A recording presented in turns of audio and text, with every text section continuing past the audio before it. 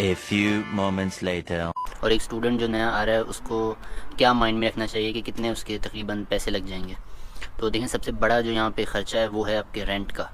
Depend ये करता है कि आप किस सिटी में आते हो, वो सिटी छोटा है या बड़ा है। अगर आप किसी छोटे सिटी में आते हो तो तकरीबन 300 से 400 यूरो पर मंथ आप अपने माइंड में रखें। और अगर किसी बड़े सिटी में आते हैं तो आप 400 से 500 यूरो अपने माइंड में रखें। ये मंथली आपका रेंट होगा, जिसमें आपको एक शेयर्ड अपार्टमेंट में एक रूम मिलेगा। अब उसमें आपका बिजली और ये हीटिंग ये सब इंक्लूडेड होता है। आपने ख्याल ये रखना है जब आप रेंट कर रहे हो रूम, तो आपने अपने लैंडलॉर्ड से पूछना है कि ये वार्म रेंट है या कोल्ड रेंट है। वार्म रेंट में ये होता है कि हीटिंग और इलेक्ट्रिसिटी ये सब इंक्लूडेड होती है, और जो कोल्ड रेंट होता है उसमें ये एक्सक्लूडेड होती हैं, आपको ये अलग से देनी पड़ती हैं। कोशिश करें जो रूम आपको वार्म रेंट पे मिल रहा हो वो लें।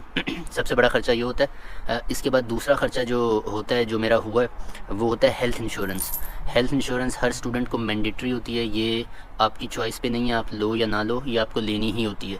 और ये हर महीने जाती है 125 यूरो। तो लेट सपोज़ कि आपको 400 यूरो पे रूम मिल गया और 125 यूरो ये हो गया, तो ये आपके 525 यूरो हो गए। इसके बाद आपका जो ख़र्चा है वो है आपका सिम।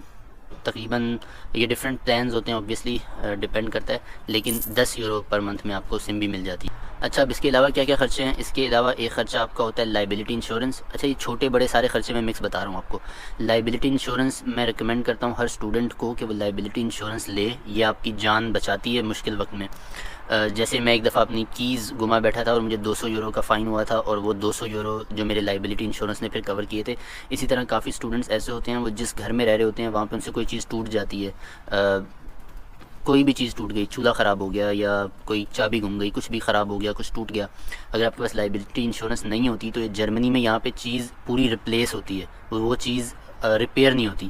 जैसे काफ़ी पोस्ट ग्रुप्स में आई हैं कि कुछ स्टूडेंट्स जो किसी डॉर्म में रह रहे थे, उनसे जो खाने का टेबल होता है, डाइनिंग टेबल, वो जल गया कहीं से।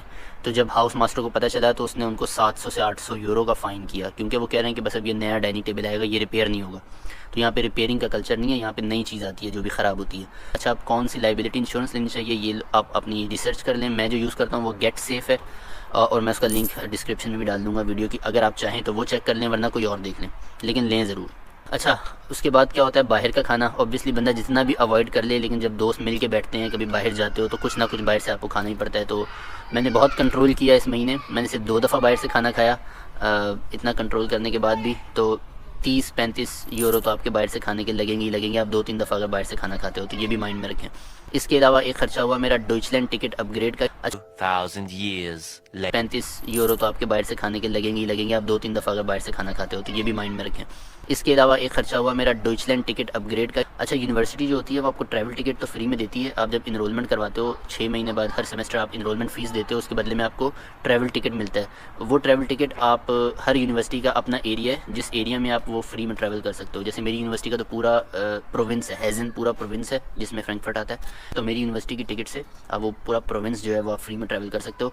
लेकिन अभी रिसेंटली डॉइचलैंड टिकट एक आया है। डॉइचलैंड टिकट ये है कि पूरे जर्मनी में आप उस टिकट से ट्रैवल कर सकते हो, तो वो टिकट अपग्रेड करवाना पड़ता है। नॉर्मली वो टिकट है 50 यूरो का, 49 यूरो का, लेकिन स्टूडेंट्स को क्योंकि ऑलरेडी स्टूडेंट्स के पास टिकट होता है, तो स्टूडेंट्स को अपना टिकट सिर्फ अपग्रेड करवाना होता है, तो वो कुछ पैसे देने पड़ते हैं एक्स्ट्रा। अब ये हर यूनिवर्सिटी का अलग सिस्टम है। मेरी यूनिवर्सिटी 10 यूरो एक्स्ट्रा लेती है वो अपने सेमेस्टर टिकट से डॉइचलैंड टिकट पर अपग्रेड करने के लिए, तो 10 यूरो मेरे ये गए। अब लेकिन 10 यूरो देने का ये फ़ायदा ये है कि मैं जर्मनी में कहीं पे भी जा सकता हूँ पूरे महीने में विदाउट एनी टिकट। मेरा इतना ख़र्चा हुआ है, और आप एक आइडिया लगा सकते हैं कि इसमें से क्या ख़र्चे आप कम कर सकते हो, क्या ख़र्चे आपके ज़्यादा होंगे। वो आइडिया लगाने के बाद आप अपना माइंड एक बना सकते हो कि आपका भी महीने में इतना ख़र्चा होना ही होना है। एक चीज़ एट द एंड मैं बोलूँगा ज़रूर कि देखें, आप बाकी चीज़ों पे पैसे ज़रूर बचा लीजिएगा। आप अपने घर पे पैसे बचा लें बेशक, आप सस्ती अकोमोडेशन ढूंढ लें, आप घूमने फिरने पे पैसे बचा लें, नहीं घूमे फिरें बेशक, आप बाहर से खाने ना खाएं, इन चीज़ों पे आप बिल्कुल पैसे बचा सकते हैं। लेकिन एक चीज़ जो नहीं कीजिएगा वो अपनी हेल्थ पे कॉम्प्रोमाइज़ नहीं कीजिएगा। अच्छा खाएं, घर पर बना के खाएं, अच्छा नाश्ता करें, अच्छा लंच करें, अच्छा डिनर करें। हेल्दी चीज़ें खाएं, क्योंकि पाकिस्तान में तो ऐसा होता है ना कि घर पे अम्मी को पता है वो चीज़ें बना करके खिला रही हैं, आपके पीछे पीछे होती हैं कि भाई सब्ज़ियाँ खा लो, गोश्त खा लो, चीज़ें खा लो। तो घर पे आप फ़िक्र ना करें अपनी, तो आपकी अम्मी होती हैं या कोई और बड़े होते हैं, वो आपकी फ़िक्र करने के लिए होते हैं। यहाँ पर आपको अपनी फ़िक्र खुद ही करनी है। अगर आप हेल्दी चीज़ें नहीं लेंगे, अंडे, दूध, गोश्त और सब्ज़ियाँ अगर ये अपनी डाइट में आप नहीं रखेंगे, तो फिर आप वीक होना शुरू हो जाएंगे। तो फिर जब वीक होना शुरू होंगे, फिर आपके विटामिन भी कुछ ना कुछ कम होंगे, आप में कैल्शियम की कमी भी होगी, आयरन की कमी भी होगी।